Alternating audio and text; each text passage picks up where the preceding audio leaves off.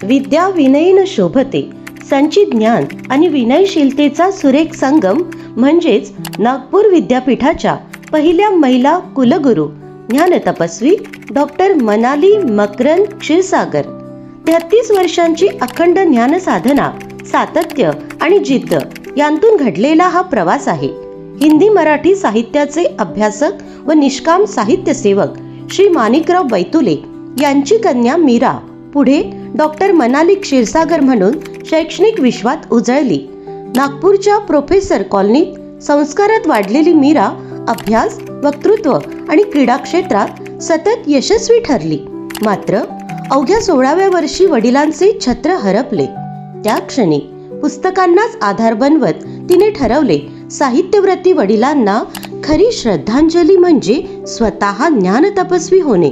निरोगी व संस्कारक्षम बालपणातून घडलेल्या मीरा यांनी वयाच्या अवघ्या 20व्या वर्षी नागपूरचे उच्च विद्या विभूषित श्री मकरंद क्षीरसागर यांच्याशी आंतरजातीय विवाह करून सामाजिक एकतेचा आदर्श घालून दिला. कर्तव्यदक्ष पत्नी, प्रेमळ आई, लाडकी सून व बहिणीची उणीव भरून काढणारी वहिनी अशा सर्व भूमिका त्यांनी प्रेम व समंजसपणाने निभावल्या.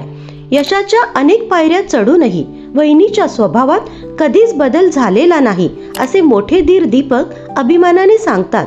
शिस्त, वेळेचे भान, निर्भीड व सत्यनिष्ठ स्वभाव आणि कौटुंबिक तसेच व्यावसायिक जीवनातील संतुलन यामुळेच त्यांचे यजमान श्री मकरंद क्षीरसागर यांनी प्रेम व आदराने घातलेली सरकार ही साथ सार्थ ठरते. स्त्री म्हणजे संघर्ष तो मनाली मॅडमलाही चुकला नाही.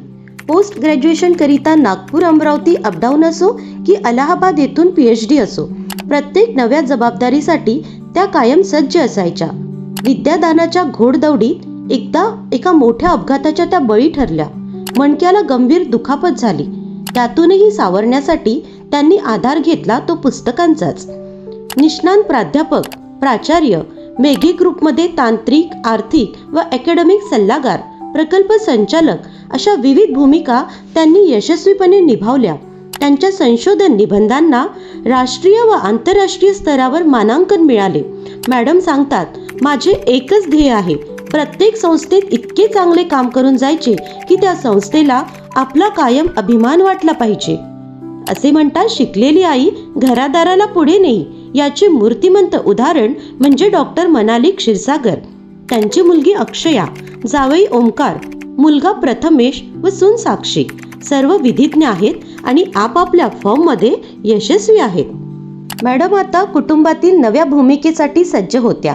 घरात सुनेच्या स्वागताची लगीनघाई होती. अशाच आनंदी काळात लोकभवनातून आलेल्या आमंत्रणाने क्षीरसागर कुटुंबाचा आनंद द्विगुणित झाला. डॉक्टर मनाली क्षीरसागर यांची राष्ट्रसंत तुकडोजी महाराज नागपूर विद्यापीठाच्या कुलगुरूपदी नियुक्ती जाहीर झाली.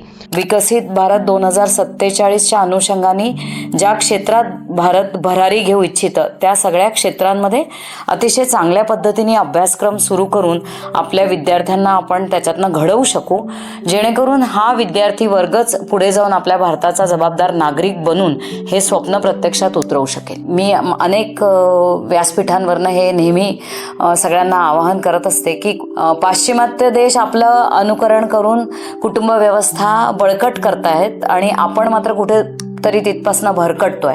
तर मला असं वाटतं की आपण सगळ्यांनी मिळून प्रयत्न केला तर पुन्हा गौरवशाली समाज आपण निर्माण करूच शकतो. आदरणीय कुलगुरू डॉक्टर मनाली क्षीरसागर मॅडम, राष्ट्रसंत तुकडोजी महाराज यांना अपेक्षित असलेल्या महिलोन्नतीचे आपण खरे प्रतीक आहात. आपला व आपल्या दैदिप्यमान शैक्षणिक कारकिर्दीचा शिवपरिवाराला तसेच राष्ट्रसंत तुकडोजी महाराज विद्यापीठ प्राचार्य फोरमला सार्थ अभिमान आहे.